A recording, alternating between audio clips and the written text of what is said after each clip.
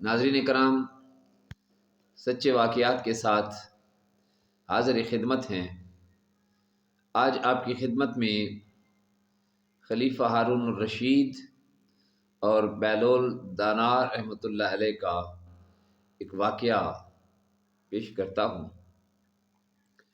فضل بن ربیع کا بیان ہے کہ میں ایک مرتبہ سفر حج سے ہارون الرشید کے ساتھ واپسی پر جب کوفہ سے گزر ہوا،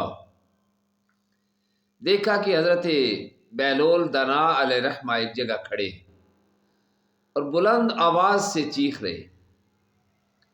تو میں نے ان سے کہا کہ خاموش ہو جائیے، خلیفۃ المسلمین تشریف لا رہے۔ یہ سن کر وہ خاموش ہو گئے۔ پھر جب خلیفہ ہارون الرشید کی سواری قریب آئی تو آپ نے زور سے کہا، اے امیر المومنین، میری بات سنیے۔ خلیفہ نے آپ کی آواز سنی اور رک گئے۔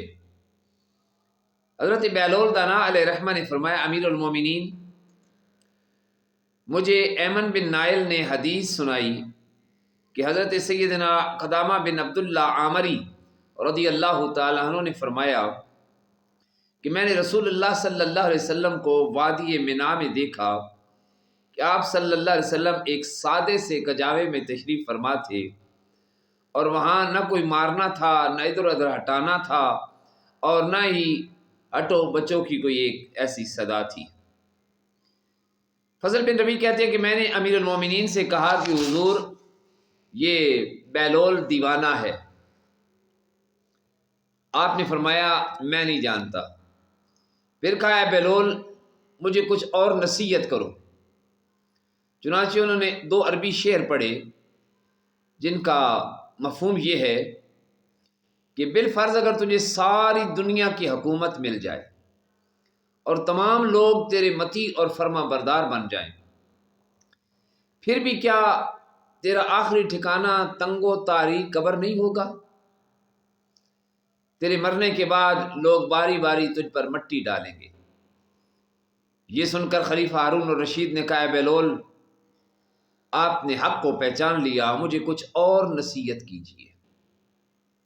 آپ رحمۃ اللہ علیہ نے فرمایا، اے امیر المومنین، اللہ تعالیٰ نے جس کو حسن و جمال اور مال دیا ہو، پھر اس نے اپنے آپ کو گناہوں سے محفوظ رکھا اور اپنے مال کو اللہ کی راہ میں خرچ کیا، تو اس کا نام نیک لوگوں میں لکھ دیا جائے گا۔ فضل بن ربیع کہتے ہیں کہ یہ گفتگو سن کر خلیفہ ہارون الرشید سمجھے کہ شاید یہ کچھ مال وغیرہ طلب کر رہے ہیں، لہٰذا ان سے کہنے لگے کہ اے بہلول، اگر آپ پر کچھ قرض وغیرہ ہو تو مجھے بتائیے، میں وہ آپ کا قرض اتار دیتا ہوں۔ تو حضرت بہلول نے کہا، امیر المومنین، ہرگز ایسا نہ کیجیے۔ کیا تو قرض کو قرض کے بدلے ادا کرنا چاہتا ہے؟ جا کر حقداروں کو ان کا حق دے، پہلے اپنے نفس کا قرض اتار۔ بے شک تیرے پاس ایک ہی زندگی ہے، جب تو مر جائے گا تو پھر دوبارہ دنیا میں نہ بھیجا جائے گا۔ پھر امیر المومنین نے کہا، اے بہلول، میں آپ کے لیے کچھ وظیفہ مقرر کرنا چاہتا ہوں۔ آپ رحمۃ اللہ علیہ نے فرمایا، اے امیر المومنین، ایسا ہرگز نہ کیجیے۔ مجھے میرا اجر وہی پروردگار دے گا جو مجھے نوازتا ہے۔ ایسا ہرگز نہیں ہو سکتا کہ میرا پروردگار تجھے تو رزق دے اور مجھے رزق سے محروم رکھے۔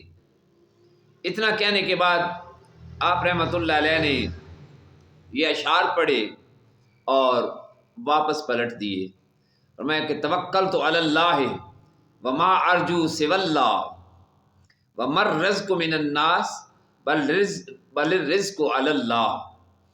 میں نے اللہ تعالیٰ پر بھروسہ کیا اور میں اس کے سوا کسی اور سے امید نہیں رکھتا۔ لوگوں کے پاس رزق نہیں بلکہ رزق کے خزانے تو اللہ تعالیٰ کے پاس ہیں۔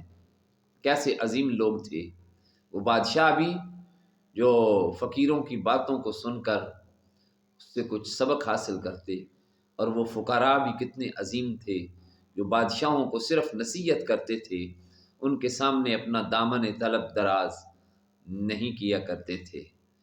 لہذا اسی قصے کے ساتھ اس کو سبسکرائب کیجیے گا تاکہ اگلی ویڈیو آپ تک پہنچ سکے۔ اللہ حافظ۔